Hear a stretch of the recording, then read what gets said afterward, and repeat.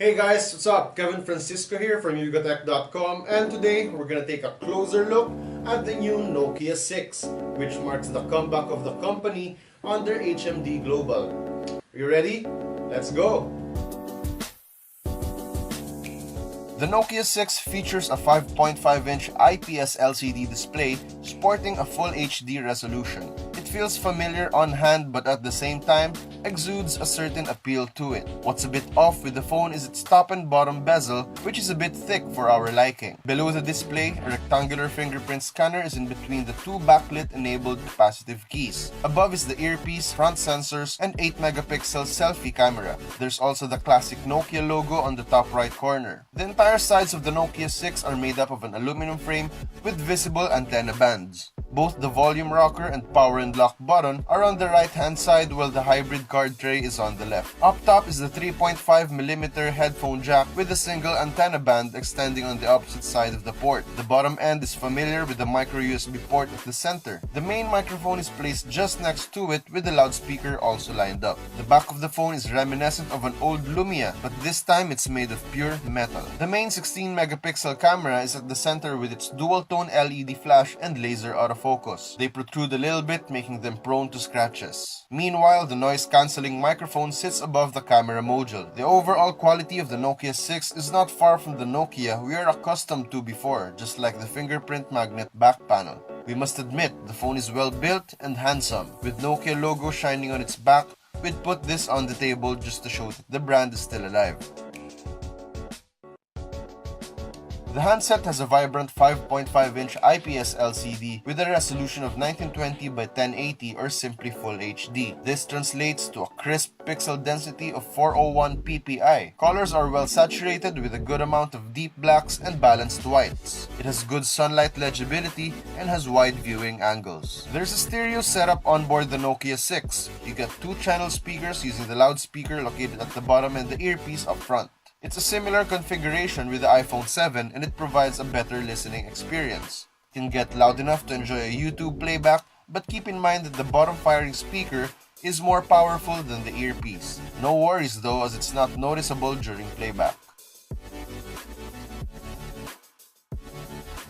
The latest Android 7.0 Nougat is running on the Nokia 6, but is skinned with a blue theme. The default icons are also circular, just like with the Google Pixel. Overall, UI is clean and not as heavy as other Chinese launchers, but there is a small concern. The Nokia 6, for now, is meant for the Chinese market. Hence, the phone we were able to try out is a direct import from mainland China, and the software is tailored for the Chinese. You can set it in English, but there are still Mandarin apps included in the available App Store. There are no Google services or Google Play Store preloaded, and we're yet to find a way to sideload it to the handset. The phone is completely usable on its own, but we'll have to resort to third-party APK installers for now.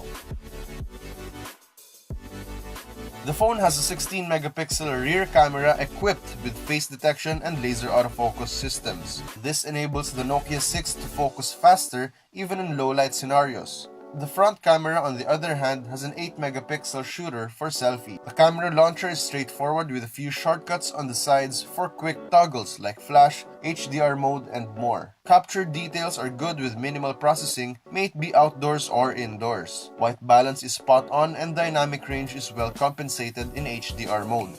Shutter lag is present though when shooting in dim environments. As for the front camera, it takes amazingly sharp selfies that are more than enough to post online.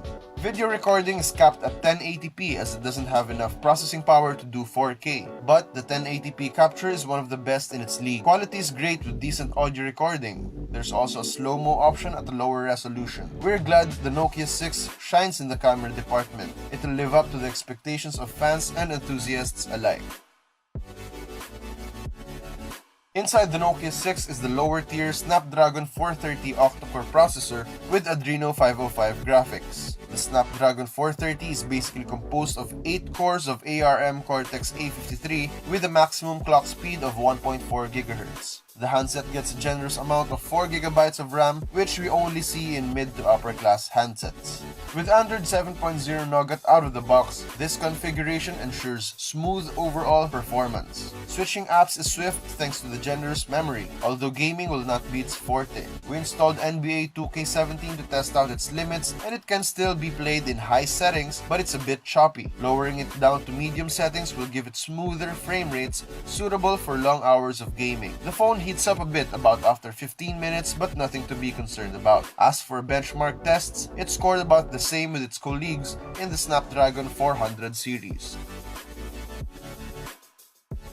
As with former Nokia handsets, call quality is good on the Nokia 6. The earpiece can get loud enough to be heard even in noisy surroundings. Also, the noise-cancelling microphone works well. Signal strength is also pretty good with reliable reception throughout Manila using a Globe SIM card. It can connect to 4G LTE networks of local telcos, although it has limited supported bands. It lacks support for 700 MHz band 28, so mobile data speeds are not as fast as it could be. It also has dual band Wi-Fi, Bluetooth 4.1, and location services from GPS and GLONASS.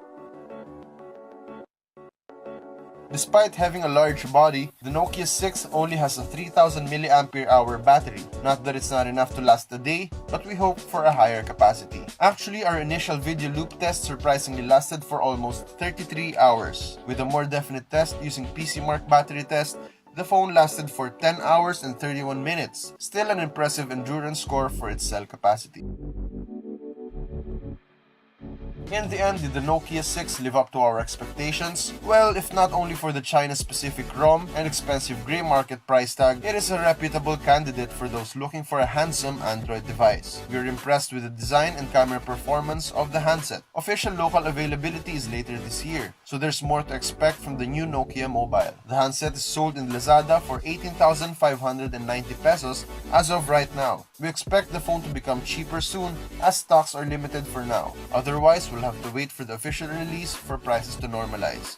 And that's about it for the Nokia 6 review. Did you like it? Let us know in the comment section down below. And if you like videos like these, kindly give us a thumbs up and consider subscribing to our YouTube channel for more related content. Once again, this has been Kevin Francisco, and thanks for watching. See you guys around.